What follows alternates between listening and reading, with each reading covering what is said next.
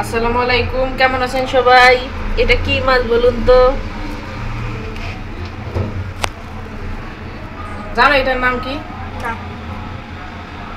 আমরা বলি রয়না মাছ। গয়না শুনছি আমি। এই যে মরিচ পেঁয়াজ কাটছি, এই যে ডিম, আর আমার এই যে মাছটার এই যে ডিম চুলির কি অবস্থা দেখেন আমার মেয়ে। ঘুম থেকে উঠে এসে ডিম ছিলতেছে। এই যে ভাত বসাই দিছি,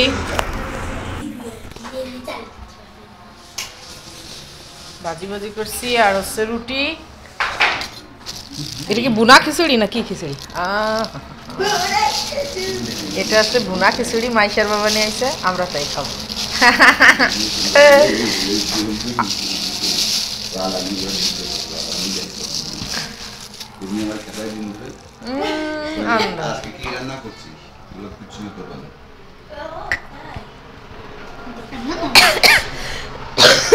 এখন নাস্তা করে নিতে হবে, বাসু না না, এটা পরে, আগে আগে রুটি খেতে হবে। রুটি রুটি রুটি। আজকে ডিমের তরকারি রান্না করব, পেঁয়াজ কলি ভাজি করছে, আলু দিয়ে সেটা আছে সেটা, আর হচ্ছে আজকে ডিম। আমি বলছিলাম গোটা মাছ, আমার মেয়ে মাইশা বলতেছে জামুনা এইভাবে করো, আমি এইভাবে দেখছি এটা ভালো লাগে। আগে একদিন করছিলাম পেঁপেতে, তখন তার ডেঙ্গু হয়েছিল, তখন কিন্তু ও বলতেছে আমি এইটাই ভালো লাগে, আমি দেখছি তুমি যে একটা করছিলে ওইটাই ভালো লাগে, এইভাবেই করে। সকালবেলা রুটি খেয়েছি আমি, ময়দা দিয়ে একটাই করে নিচ্ছি, কারণ না হলে কুসুমটা বের হয়ে যেত। একটা কাটার সময় বের হয়ে গেছে, আমি খেয়ে শেষ করছি সেটা। এখন এটা সুন্দর করে ভাজি করে নিচ্ছি, কারণ সুন্দর করে ভাজি না করলে কুসুমটা বের হয়ে যাবে।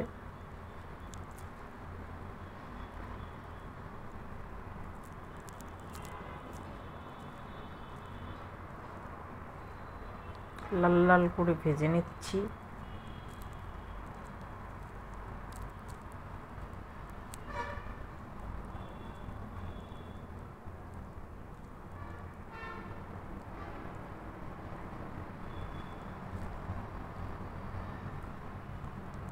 এখন এই যে ডিম আর 2-3 টুকরা ছিল সেইগুলা দিয়ে দিচ্ছি।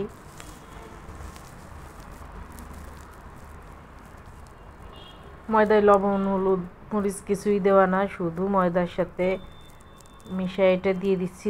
এই হলো তেলের ভিতরে আমি হচ্ছে দিচ্ছি, একটু লবণ দিচ্ছি, না হলে তো ডিমটাকে এরকম হবে, লবণ ছাড়া তো আর ভাল লাগবে না। তার জন্য আমি তেলের ভিতরে 1 চিমটি লবণ দিয়ে, লবণ তেলটা গরম হয়ে যাওয়ার পর আবার ডিমগুলো দিচ্ছি। আমি রসুন আর জিরে বাটছি সেটাই দিব, পেঁয়াজ দিব। ডিম ভাজি করা গেছে, এখানে যে পেঁয়াজ কুচি, নতুন পেঁয়াজ পুড়তে পুড়তে লাল হতে হতে 1 ঘন্টা লাগে। পুরাতন পেঁয়াজই ভালো, পুরাতন পেঁয়াজটা শেষ হয়ে গেছে, পরে আবার কিনছি, নতুনটা কিনছি। এখানে দিয়ে দিলাম হচ্ছে কাঁচামরিচ, এই মরিচ অনেক ঝাল।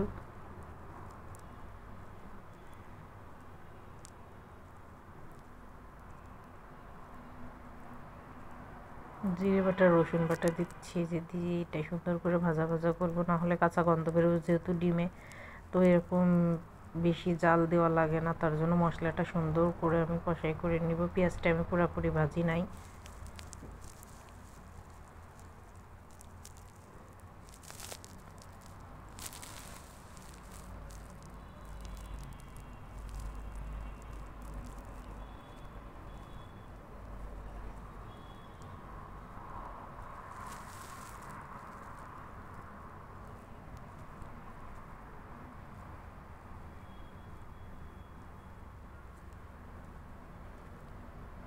এখন একটু পানি দিয়ে দিচ্ছি, দিয়ে এর ভিতরে গুঁড়া মশলাগুলো দিব।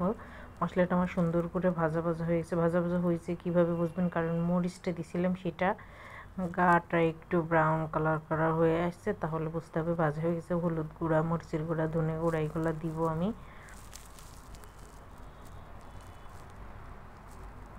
হলুদের গুঁড়া দিচ্ছি, যে ধনে গুঁড়া দিচ্ছি, মরিচের গুঁড়া দিয়ে এটা আবার সুন্দর করে কষাই করব। তাহলে আমার রান্না হয়ে যাবে ডিম ভুনা, ডিমের কারি।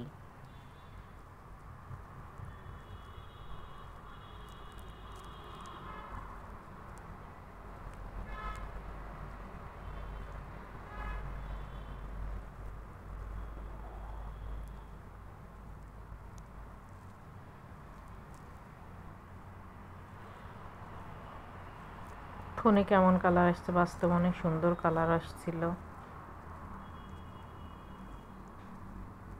মশলাটা লাগতেছিল কড়াইতে, তার জন্য আমি একটু পানি দিয়ে দিলাম।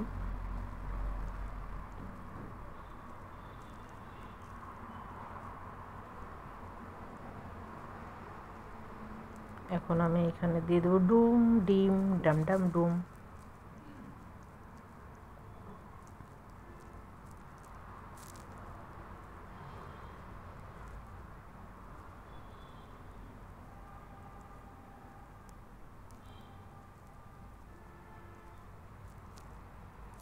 অনেক সুন্দর হয়েছে মাশাআল্লাহ।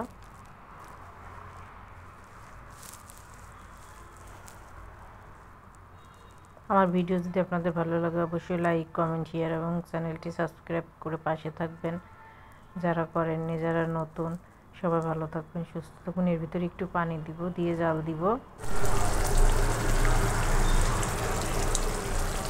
একটু পানি দিচ্ছি। এখন এই যে টমেটো দিয়ে দিচ্ছি, একটা পাকা টমেটো।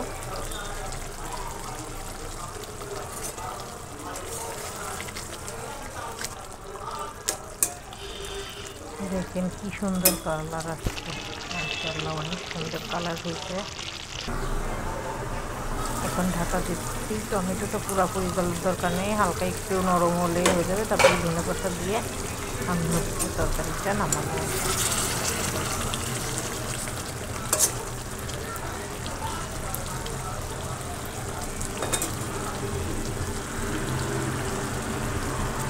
এখন ধনেপাতা কুচি দিয়ে দিচ্ছি।